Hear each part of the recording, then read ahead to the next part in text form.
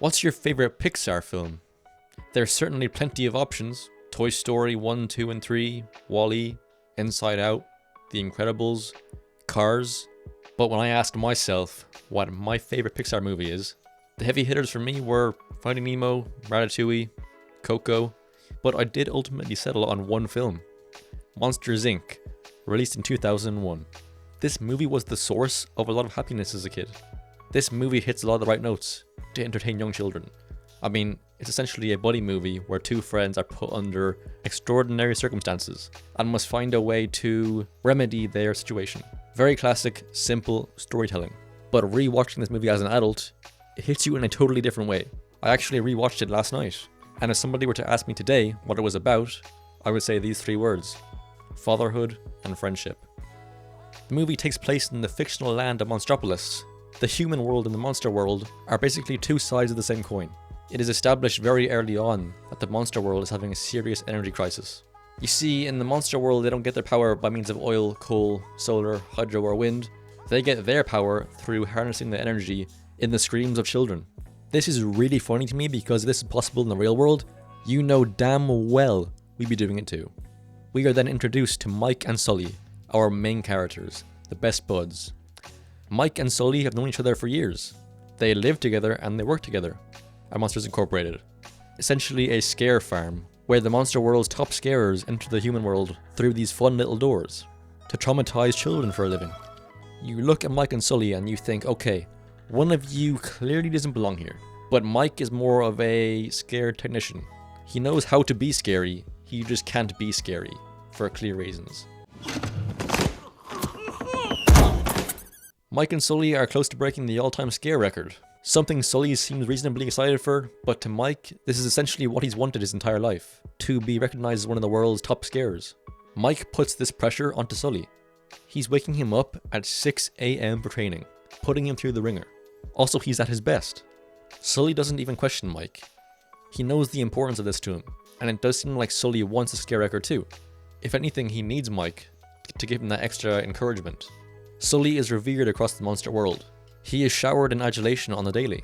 He has the respect and admiration of everyone, including his boss and former mentor, Mr. Waternoose, the CEO of Monsters Incorporated, which has been in his family for 3 generations. Waternoose considers Sully to be like a son to him. In many ways, Sully is a product of Mr. Waternoose, molded by him to become the perfect scaring machine, the thing of nightmares to children around the world. It's worth talking about the character of Randall very briefly. He could be seen as this film's villain, but that really isn't the case. He's an extremely shifty character, and is definitely a bad, weird lizard thing, but he is not this movie's villain. Mike and Sully are convinced he's working after hours in order to boost his scare score, to usurp Mike and Sully as the holders of the all-time scare record. But that isn't the case at all. You see, Randall is playing chess while they're playing checkers. He's working on a machine that would, in theory, eliminate the need for scarers entirely. It would just extract the fear from children in a much more sinister way, essentially kidnapping children and extracting their terror by force. One night, Mike sends Sully back onto the scare floor to retrieve some paperwork on his desk, and he spots something very peculiar instead. A strange white door in the center of the scare floor, embellished with pretty flowers. He opens the door, and no one seems to be home.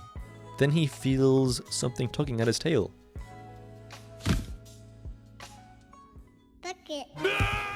An insane sense of terror washes over Sully. In fact, it crashes into him. You see, the monster world are convinced that children are toxic. A single touch could kill you. So Sully acts accordingly, run, scream, and all that jazz. I interpret this as a representation of the terror men can feel around raising a daughter. It is easy for men to raise sons. Men are pretty comfortable, if that's the case. You know, just do the usual, play catch, kick a ball. But I think most men, or soon-to-be fathers, can feel easily overwhelmed at the prospect of bringing a daughter into this world. Being afraid of doing the wrong things, sending your child down the wrong path, not being able to connect with your own daughter. It's a pretty scary thought. Word gets out that a child has entered the monster world, and panic ensues. Sully and Mike are forced to take the little girl home. They treat her like a blue ring octopus or poisonous frog, as if skin-to-skin contact means certain death. Gonna be okay. Mike seriously wants nothing to do with this kid. He wants her gone immediately, even if that means leaving her in the middle of nowhere. He can't even believe this is happening. Just yesterday, his life was essentially perfect, and now he's stuck in this mess. He thought he was on the cusp of greatness. They see this little girl as a little bundle of chaos, some vile little abomination. But once Sully notices her getting sleepy, suddenly the gap between monster and human is narrowed. How can something with a bedtime really be that scary? Sully tries to lure the child onto some newspapers, like a dog. But before he knows it, she's snuggled up under his covers. Sully decides to let her stay in his bed, and he'll sleep in his chair. The child is afraid that there's something in the closet. You see, she has been conditioned to expect Randall to creep through to scare her. He's her monster. Sully reassures her that it's okay. No monster in here. Well, now there is, but I'm not going to scare you. And sits in the room with her while she falls asleep. Once she drifts off, Sully looks over her, seeing this tiny little thing taking up this monstrously huge bed, only able to fall asleep because she felt protected by him being there, watching over her.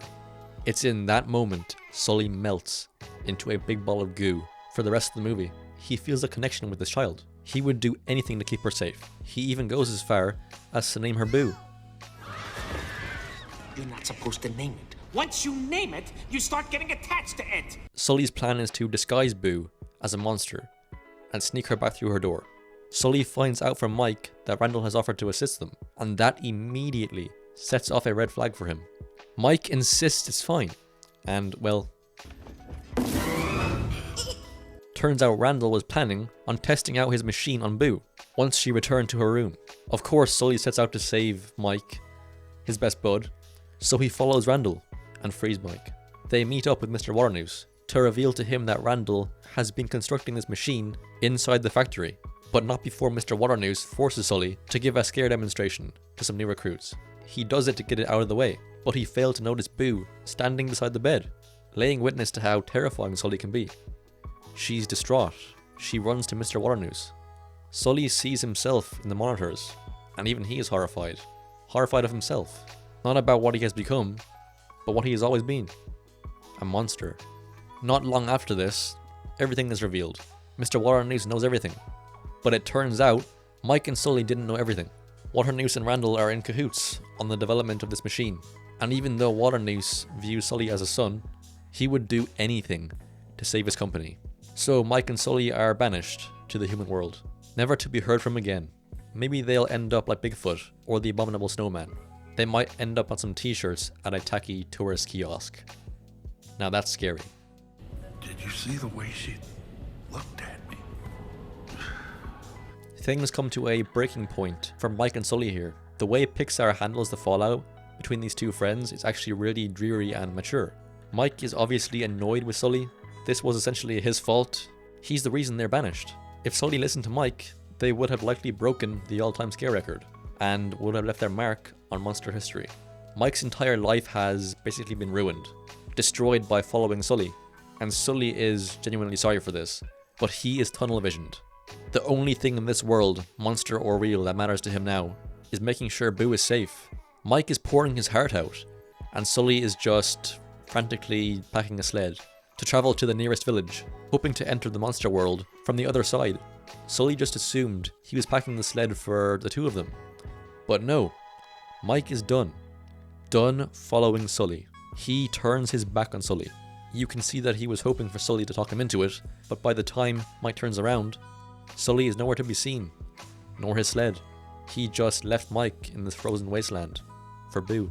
Sully goes to Boo's rescue, but he is overwhelmed by Randall and Waternoose.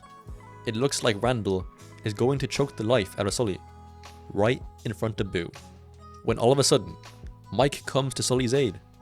After Mike taking such a strong stance before, you do wonder what made him come back. Was it just to yell at Sully? To tell him what an awful friend he is? No, not at all. I think Mike had the realization of the very fact Sully was willing to throw away his friendship with me for this child just shows me how much Boo means to him. I know Sully cares for me. He has to, right? And I have to care for him. So he comes back and saves the day. He's fully there for Sully this time. He's now willing to throw everything away for him. The trio are able to triumph over Randall. Something so poignant is how when Randall has Sully on the verge of certain death, Boo suddenly feels the need to protect her big blue friend. She was once terrified of this hideous monster, but once Sully is in danger, she's overran with a sense of confidence, even if it is just smacking Randall over the head with a bat. Sully has brought something out in her, just as she did in him. He has shown her that she has nothing to be afraid of, that she can be a little monster herself if needs be. Mike and Sully's scheme to expose Waternoose as a child kidnapper, which is funny in of itself. This is a world where monsters still currently believe children are toxic, but they know that this is still someone's child. It's fine to harness their screams, but these monsters draw a line in the sand here, and Waternoose is arrested. Boo is returned to her room. Sully, hesitant to enter, puts her to bed and says goodbye, what he thinks will be his final goodbye. Boo's door must be destroyed, for her safety and the safety of the monster world. Children that don't fear monsters are marked as dead doors. So, Boo is returned home, and Mike and Sully can go back to work in a dying company that feeds on the terror of children. Neither of them have any intention of doing this. And then something dawns on Sully. For generations now, monsters have fed on the power of fear, all the negative feelings, because that's what comes easiest to them. I mean, they're monsters. They were meant to scare children. But then Sully, now transformed after the events of this movie, thinks, hey, what about the power of laughter? Which ends up being 10 times more efficient than scream energy. So now they live in a world where monsters enter the human world to make children laugh, instead of terrorizing them. Mike and Sully solve the energy crisis of Monstropolis. They're heroes, but something just doesn't feel quite right. Mike lures Sully away, saying he has a surprise for him. Sully opens his eyes and sees Boo's door. Mike had gone through the wood chippings and put the door back together for his friend. He knows what Boo means to him. That's his little girl.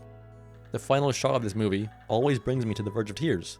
You know when you get that strange sensation in your nose before you start to well up. Sully opens Boo's door. The camera sticks on his face the whole time.